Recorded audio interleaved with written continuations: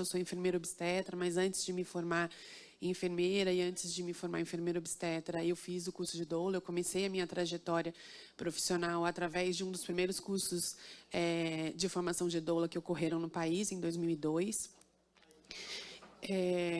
A minha contribuição aqui, muito mais do que uma discussão mais ampla, enfim, política, que eu valorizo muito os pontos que as outras debatedoras já apresentaram, é focar na questão das evidências científicas, que são, na verdade, atualmente, o âmbito do meu trabalho. Então, eu sou pesquisadora na área de obstetrícia baseada em evidências e economia da saúde.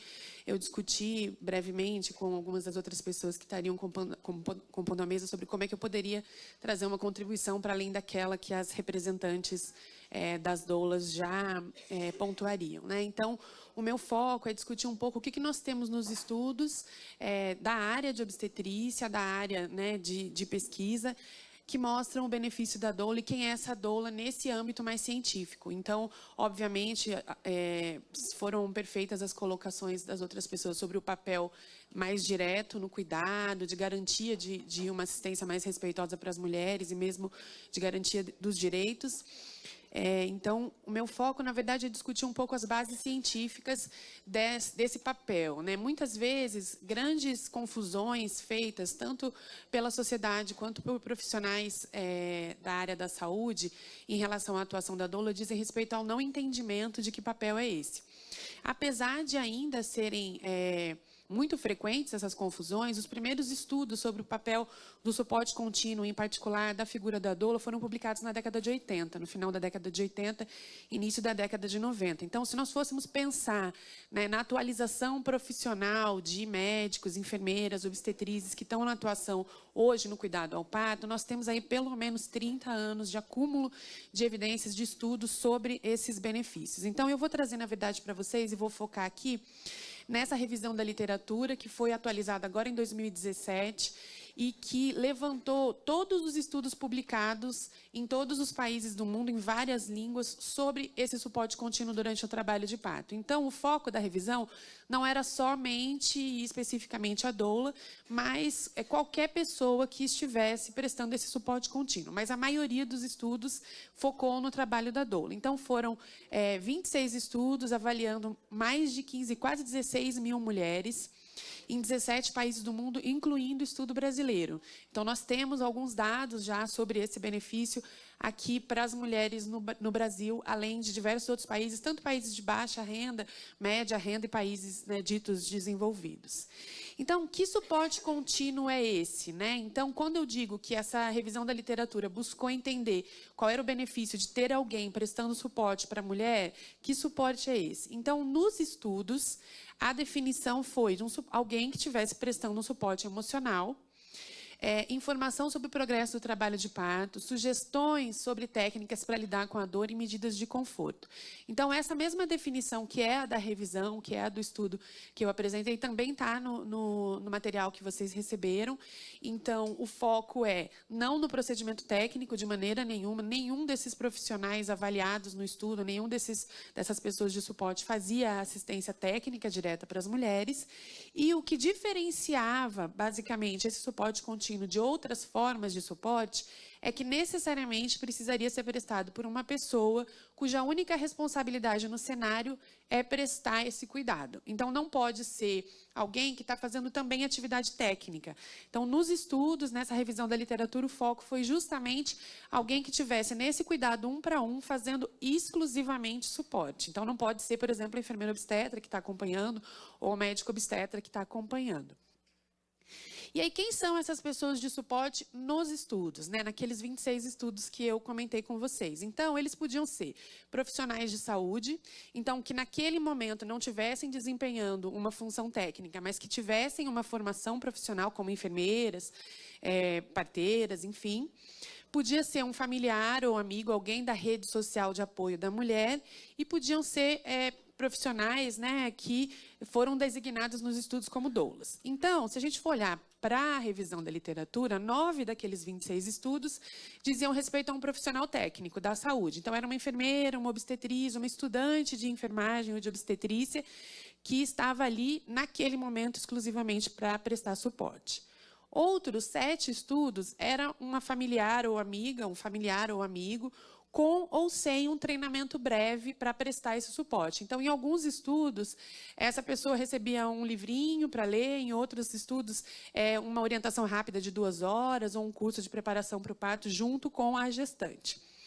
E nos 10 estudos que tratavam das doulas, alguns eram doulas exclusivamente, outros eram educadoras perinatais e doulas, então pessoas que não só faziam suporte durante o trabalho de parto, mas tinham uma atuação na gestação no âmbito da educação, né, com ou sem treinamento específico para dar esse suporte. Então, no âmbito dos estudos, não necessariamente essas pessoas recebiam algum treinamento além da experiência eventual com os próprios partos ou, algumas vezes, treinamentos de curta duração. Então, do ponto de vista das evidências científicas, não havia para os estudos a necessidade de qualquer treinamento em uma boa parte deles. Então, que formação era essa do ponto de vista da revisão da literatura e desses estudos nesses 17 países e qual contato essa figura de suporte tinha com as mulheres? Então, o treinamento era variável, desde ausente, então, tanto nos estudos com familiar quanto com doula, algumas vezes essa pessoa era selecionada simplesmente porque ela tinha o desejo de fazer isso. Em alguns estudos, ela era remunerada pela equipe de estudo, em outros, pela instituição, em outros, ela era voluntária. Até treinamentos de 3 ou 10 semanas. Então, os 2 estudos principais que têm um treinamento mais intensivo eram um treinamento de 3 ou 10 semanas. A maioria deles focava em treinamentos de 2 a 4 dias. Então, 24, 32 horas, 48 horas de treinamento. Então, alguma coisa em torno de 2 a 4 dias. Alguns desses estudos não dão nenhuma informação sobre capacitação, então não é possível saber sobre exatamente como essas pessoas foram treinadas. A maioria dessas investigações que foram incluídas na revisão, o contato se dava na admissão do trabalho de parto, ou seja, essa figura não tinha previamente contato na gestação, na maioria dos estudos. A mulher não conhecia e não tinha um contato prévio. Quando ela tinha um contato, na maioria das vezes ela tinha um contato com todas as doulas daquela instituição ou do estudo, e aí no momento do parto era acionado quem estivesse no plantão, na realidade, né? Não havia essa exigência.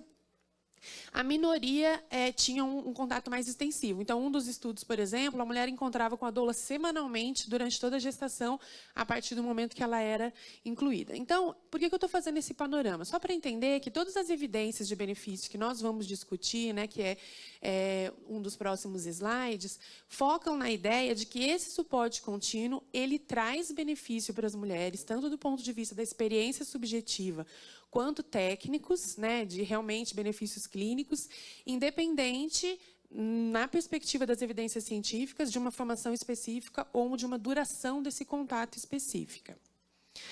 E aí, o que essa revisão concluiu, né? Então, a principal conclusão foi que o suporte contínuo prestado por qualquer pessoa, ou seja, pode ser alguém da família, um profissional de saúde ou a doula, traz benefícios significativos, não traz nenhum prejuízo, e esse benefício ele é mais marcante quando ele é prestado por essa figura que, nos estudos, se começou, a partir da década de 80, já a nomear como doulas, que não era nem da rede de suporte da mulher, nem era profissional técnico.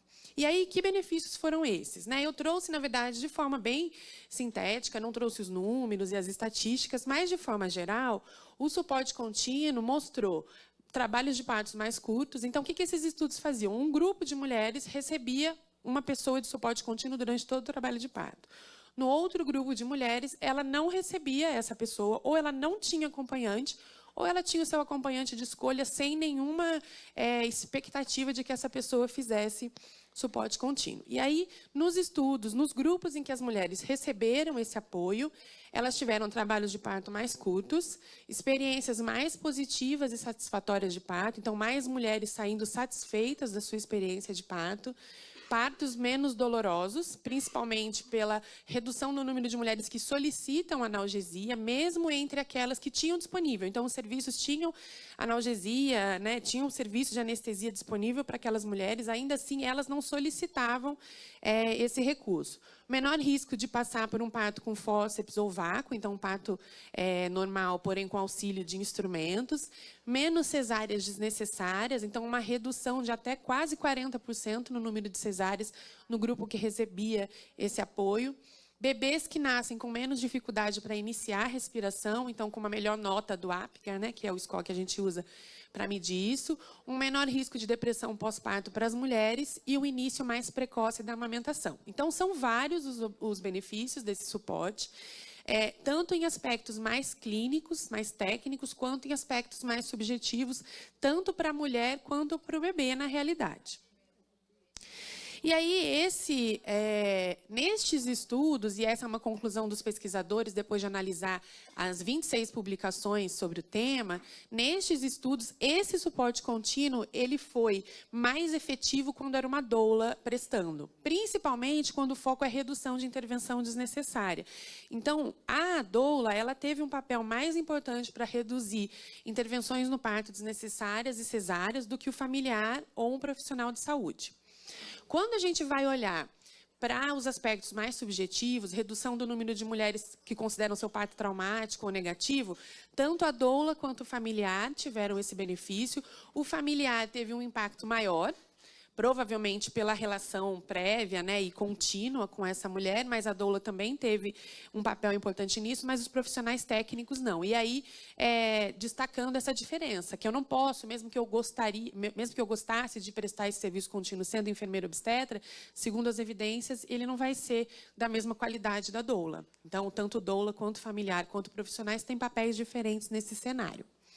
E aí uma pergunta importante também para as evidências científicas, e aí um assunto que eu pesquiso em particular, é que é os custos para o sistema de saúde da introdução dessa figura, né? Então, nós não temos ainda estudos para a realidade brasileira, mas tem 2 estudos importantes publicados em revistas internacionais da área, uma de saúde pública e outra de obstetrícia, que investigaram o impacto econômico da introdução da doula na assistência ao parto, né? Nos Estados Unidos em particular. Os 2 estudos concluíram que essa redução de intervenções desnecessárias economiza recursos para o sistema de saúde. Então, mesmo quando esses estudos consideram o pagamento de um salário para a doula, então não estou falando da doula voluntária, eu estou dizendo essa mulher ela é ou reembolsada pelo plano de saúde ou remunerada pela instituição, mesmo quando eu considero isso no cálculo, a redução de intervenções traz benefícios para o sistema em termos econômicos, né? E aí, só para finalizar, que seriam conclusões, né, desse levantamento da literatura e, obviamente, da minha análise desse levantamento. Ter alguém de suporte durante o trabalho de parto reduz o tempo de duração do trabalho de parto e a dor, que são questões importantes para as mulheres. É uma das coisas que as mulheres valorizam muito quando se pergunta por que optam por uma cesárea ou por um parto normal, é o medo da dor do parto. Então, esse suporte tem um papel importante, bem como o risco de problemas de saúde para o bebê, nessa transição, né, do início da respiração, um atraso, né, uma redução no atraso do início da amamentação, além de proteger as mulheres contra a depressão pós-parto, que também seria um benefício relevante. As doulas, em particular, além desses benefícios gerais, elas aumentam a satisfação com o parto, as mulheres saem mais satisfeitas, reduzem intervenções e cesáreas desnecessárias. Nesse contexto da assistência aqui no Brasil, em particular, isso é muito importante. A gente vive uma reconhecida epidemia de cesárea no país, além de reduzir os custos para o sistema de saúde. Então, esse é um ponto importante.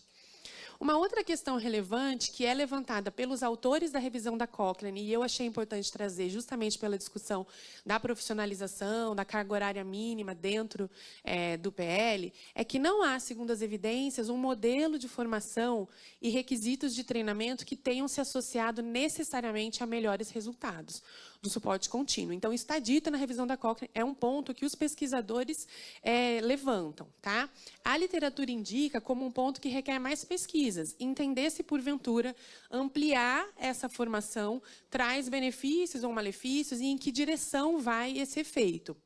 E não há, nos estudos publicados hoje, uma relação direta entre mais treinamento e melhores resultados. Nesse sentido, só para finalizar, eu acho necessário, né, como pesquisadora, ampliar esse debate, incluindo não só, obviamente, os representantes das diferentes associações de doula, mas também a sociedade como um todo e as mulheres, pensando justamente na questão do acesso, né, se a complexificação da formação, se, de certa forma, o encarecimento da formação, mesmo que seja para o sistema público, né, educacional ou para a sociedade, não traz, na verdade, barreiras de acesso às mulheres. Eu queria agradecer, tem meu contato, caso alguém precise depois, eu disponibilizo a apresentação também, se for o caso.